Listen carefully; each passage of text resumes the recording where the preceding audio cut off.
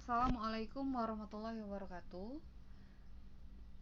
Baiklah, hari ini kita akan mempelajari mengenai dimensi 3. Materi pertama di kelas 12 atau yang saat SMP dulu lebih dikenal dengan bangun ruang. Bangun ruang ini banyak sekali ada di kehidupan kita sehari-hari. Contohnya itu di ruang kelas, di kamar, di masjid, dalam kotak, dan juga bola.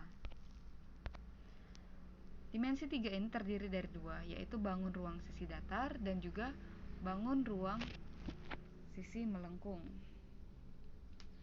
Bangun ruang sisi datar itu terdiri dari kubus, balok, limas, dan juga prisma. Sedangkan bangun ruang sisi melengkung itu terdiri dari kerucut, tabung, dan juga bola. Nah, bangun ruang sisi datar ini akan membahas mengenai jarak dan juga sudut, di mana jarak dan sudut ini terdiri dari titik, garis, dan juga bidang. Sedangkan bangun ruang sisi melengkung ini tidak terlalu kita bahas di kelas 12 ini.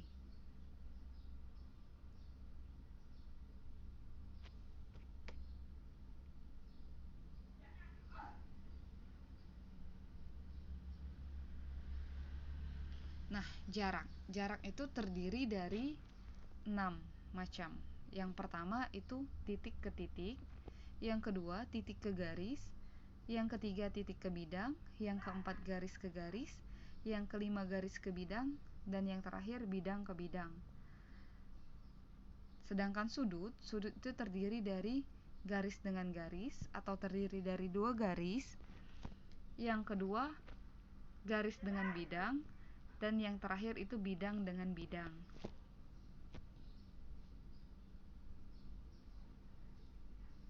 Nah, kedudukan titik terhadap garis. Sebelumnya kita harus mengetahui dulu yang mana yang disebut titik, yang mana disebut garis, dan yang mana yang disebut bidang. Kedudukan titik terhadap garis ini terdiri dari dua macam, yaitu yang pertama titik terletak pada garis. Contohnya seperti ini. Misalkan di sini ada satu titik yang dinamakan titik A, dan ada garis yang bernama garis K. Kita lihat titik itu bersinggungan dengan garis A, ya, segaris dengan garis A, maka disebut titik terletak pada garis K. Titik A terletak pada garis K. Sedangkan yang kedua itu titik terletak di luar garis. Nah, di situ ada titik B dan ada garis L. Titik B itu tidak segaris dengan L, maka disebut titik B terletak di luar garis L. Nah, ini contoh ada bangun ruang kubus yang bernama ABCDEFGH. Nah, contohnya titik A. Apakah dia terletak pada atau di luar garis AB? Kita lihat dulu. Garis AB itu berada di bawah itu. AB itu yang dinamakan garis AB. Sedangkan titik A itu berada di sini, ya, maka disebut titik A itu terletak pada garis AB.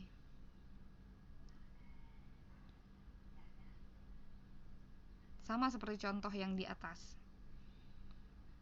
Selanjutnya titik F terletak pada garis BC enggak? Kita lihat dulu, garis BC itu yang mana?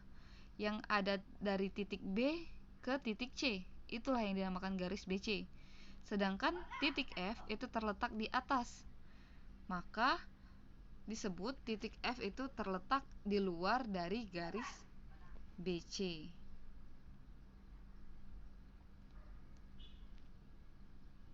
Selanjutnya titik G terletak pada garis BD atau enggak?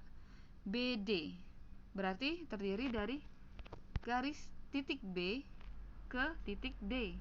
Kalau misalkan saya buat garis titik B ke titik D itu garisnya akan miring, ya.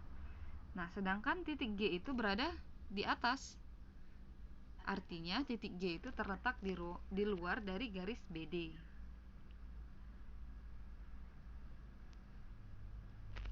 Nah, selanjutnya titik H. Titik H itu berada di atas. Dan titik garis FH itu terdiri dari titik F ke titik H. Kalau misalkan saya tarik garis miring F ke H, maka titik H itu berada di garis FH. Nah, sampai sini paham ya mengenai titik terletak pada garis atau di luar garis.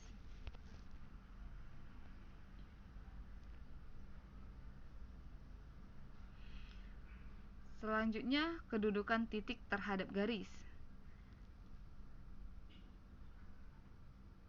Lagi.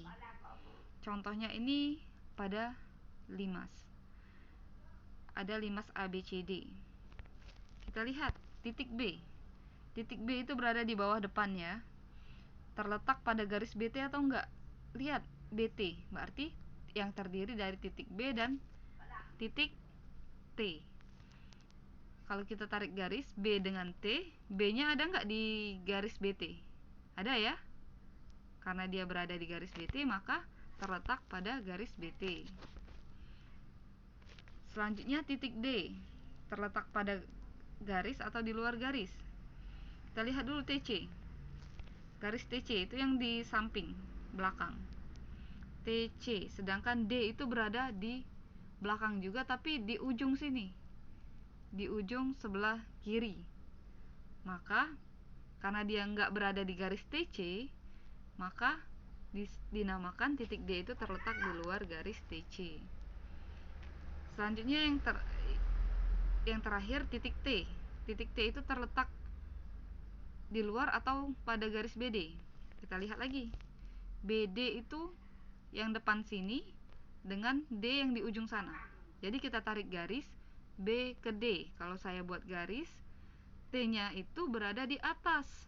Kalau misalkan T berada di atas, maka titik T itu di luar garis BD. Karena garisnya akan ada di bawah, sedangkan T ada di atas.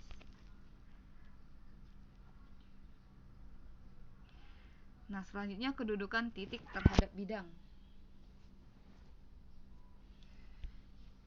Ada yang dinamakan titik terletak pada bidang. Ada juga yang dinamakan titik terletak